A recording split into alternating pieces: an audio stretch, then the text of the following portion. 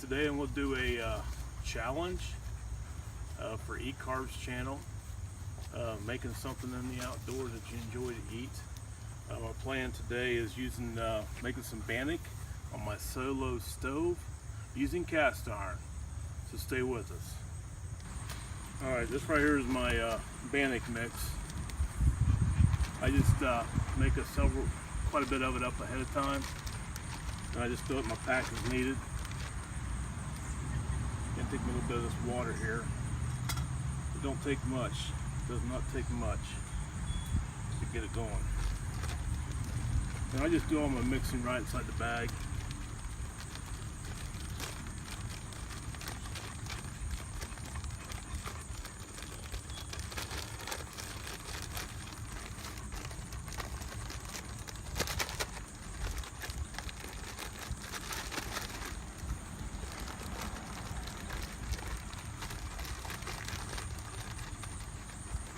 The problem with Bannock is everybody wants to use way too much water.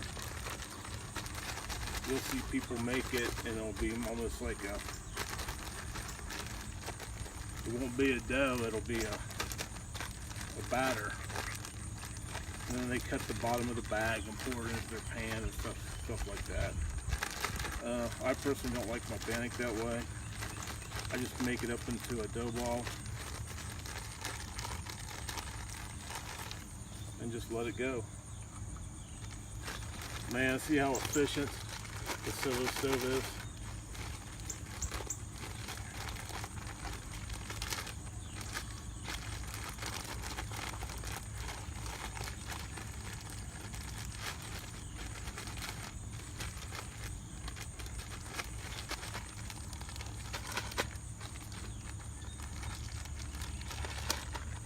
Just a tad bit more water.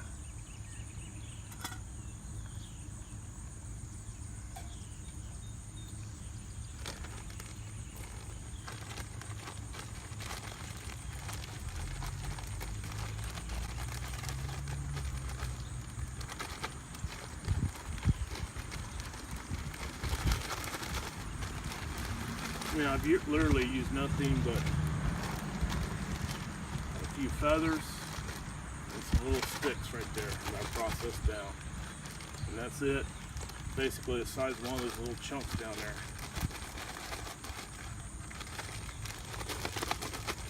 And that is it. There's a ton of recipes online for Bannock.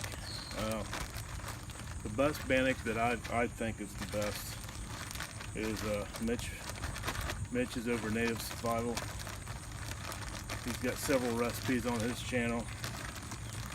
I like them all. So if you want to try to find yourself a good Bannock mix, I'd start with them. See how this start to get into a dough. I want it into a dough, not a batter, like I said.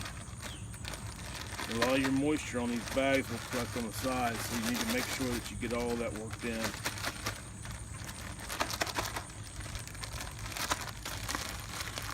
I don't know if you could tell, but I put me up a little water catchment cup there. Just try it out. We've been having rain off and on all day. But of course, I'm in Ohio, right? Always rains in Ohio. But as you can see by the consistency here, it's really starting to turn into a dough. And that's what I want. And once I get this to a certain point, it won't even stick to my hands. At that point I can take it out of the bag. I can make myself a little patty with it and be good with it. See that? And like I said, a lot of people like the batter kind where you just cut the end off the bag off and pour it in, but I don't do that.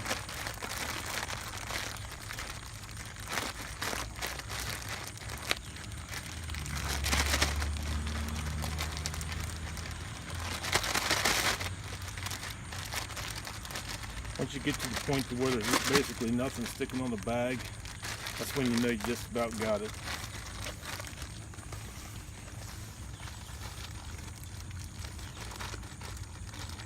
And my water's basically boiling, hot enough for coffee anyway. So again, take that off, put my cast iron on, start getting that thing heated up.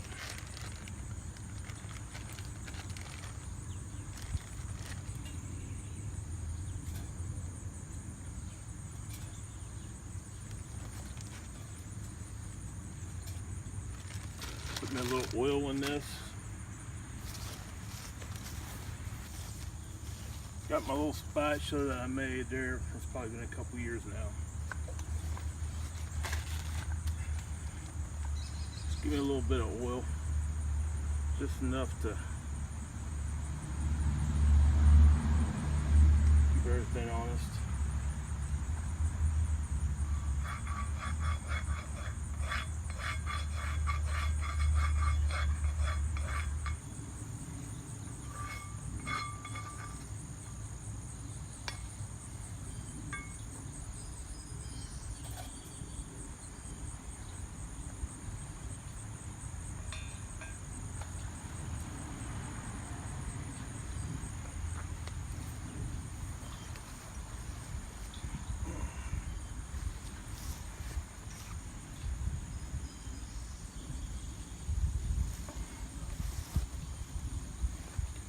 Get that pan heated up a little bit.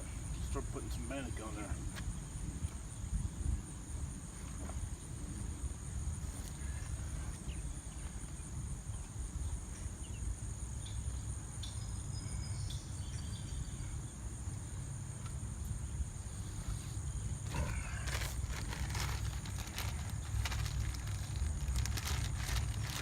Yeah, like I said about the Bannock, once you get it mixed up, well, when I think the bank's mixed up properly, okay, your bag's pretty much cleaned out.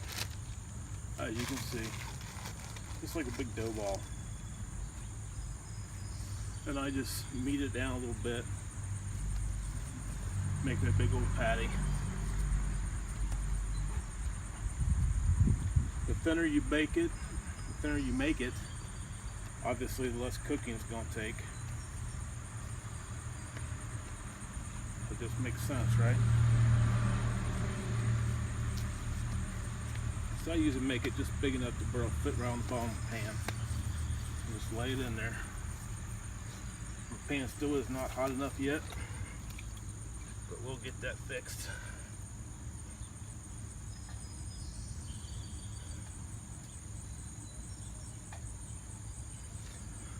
I've seen people cook stuff like over fat wood and pine. You don't want to do that. It's so, the wood itself has so much resin in it. It's not, I don't know if it's really bad for you, but it definitely doesn't taste good. So think about that. Whenever you're cooking over a fire, think about what kind of wood you're using. Wherever the smoke that is, that's what your food's going to taste like.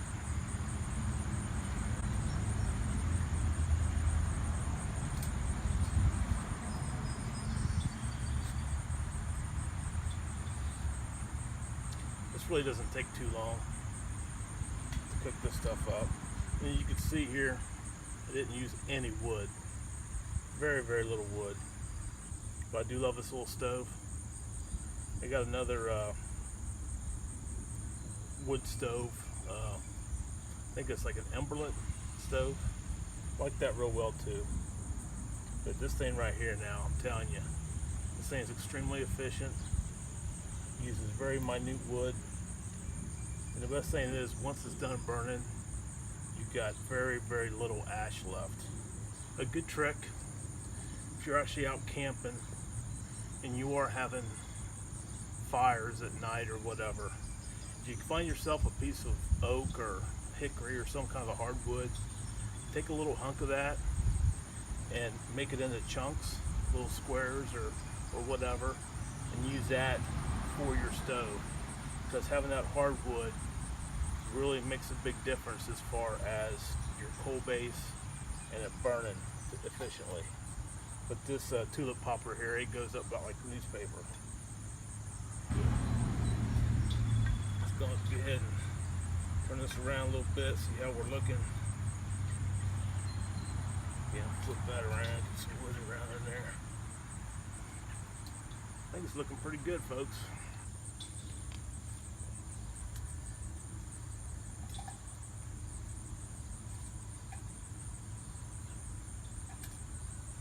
While we're sitting here waiting, I know Mark over there at Eat Carbs, he likes his Bannock, which I think most of us like Bannock. I mean, very few people don't like Bannock.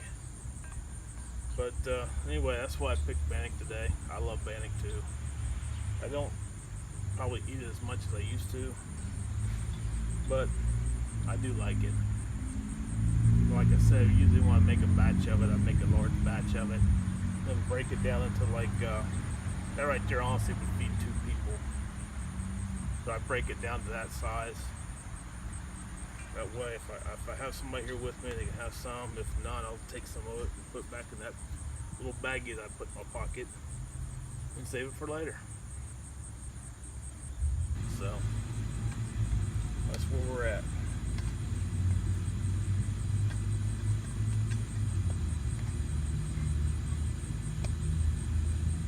Oh, that's looking good there, folks. That's looking really good.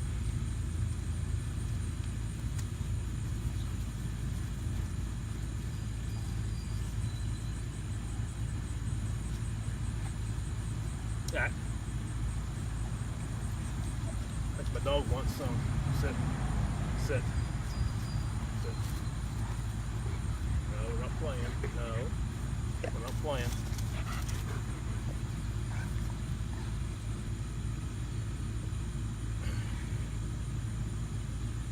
Pretty girl. Her name is Lucy. Like I said, she's a 2-year-old American German Shepherd.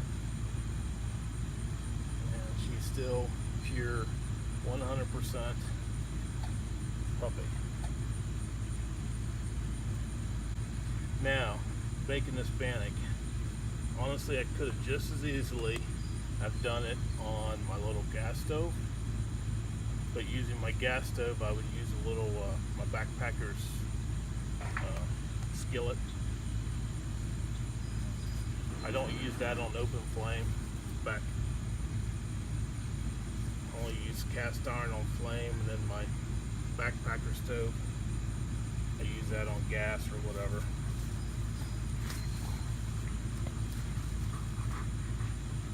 Flames get really, really hot.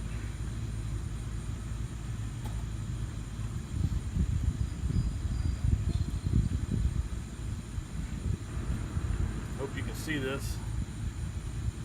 Nice brown color. Cake-like consistency.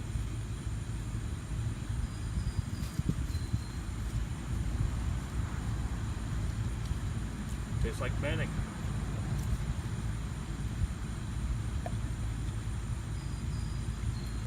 Alright, as you can see, I hope you can see that okay.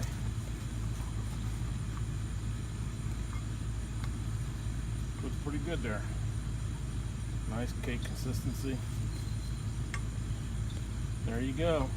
Bannock. I love it. Good stuff.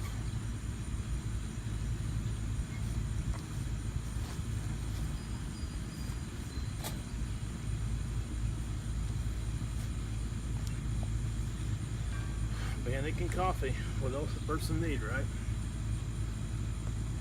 Thanks for watching me.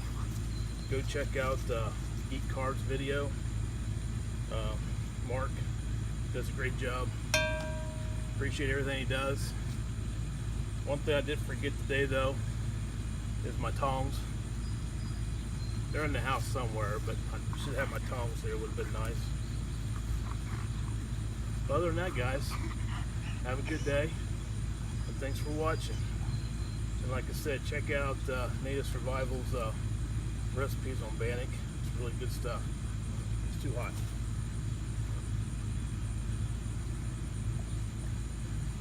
See ya.